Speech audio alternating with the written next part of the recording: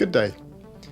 As we move closer into the peak of the hurricane season, I'm urging residents to advance their preparations. I will also update regularly on what government is doing to support you.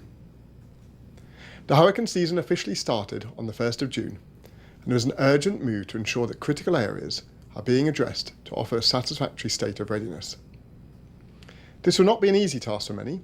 However, let me assure you that the government is doing its part to contribute to the readiness activities. Cabinet has identified a number of priority areas that are being supported financially, including with support from partners.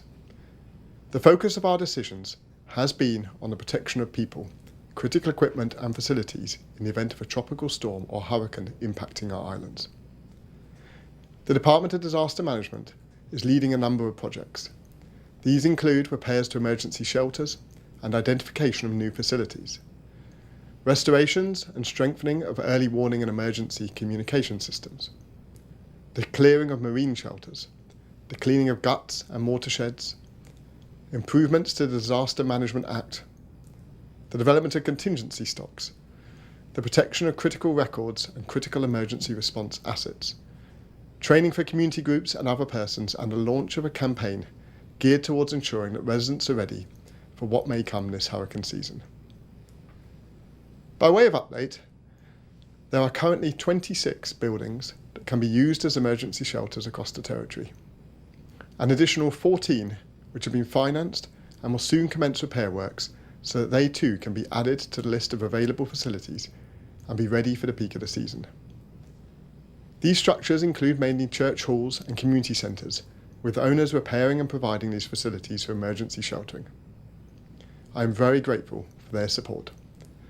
A legal drafter, Tira Green of Anguilla, is reviewing the Disaster Management Act and to ensure that the lessons from 2017 can be incorporated into the existing bill. Ms Green is expected to present a draft to Cabinet by early August. A security plan is also in place in the event of a disaster.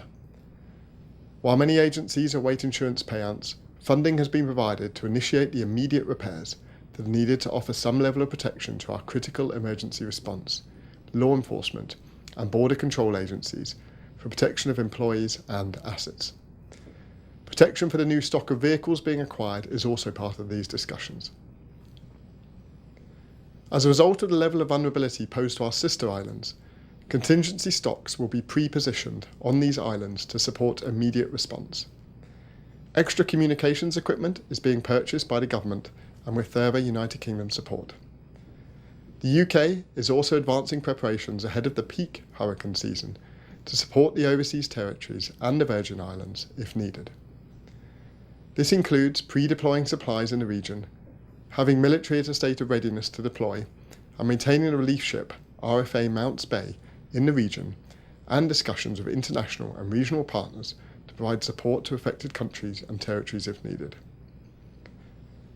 I am aware that the preparations have been difficult as a result of the extent of the impacts from the floods and devastating hurricanes, but I urge the private sector to do what they can to ensure that they too can set clear priorities and work swiftly to achieve them, both in clearing up debris, prioritising repairs, and ensuring strong business continuity plans are in place. Finally, I want to urge community members to work closely with the local non-governmental organisations and volunteers to ensure that we can deliver training programmes and awareness campaign to meet your specific needs. This week, workshops commence aiming at training persons to support a national relief management programme. This workshop will be followed by training that will target some 40 teachers and administrators through a joint effort between the Adventist Development and Relief Agency, United Nations Children's Fund, the Ministry of Education and the Department for Disaster Management. The month of July has been dedicated for community meetings and more training for community groups and volunteers, and I will be joining some of these sessions on the sister islands. It's important that we continue to work together to ensure that we can be ready and remain ready throughout the next 5 months. I will continue to provide you with updates on the progress of our readiness efforts as we advance into the active part of the hurricane season. As government ramps up its preparations, I ask that you do likewise.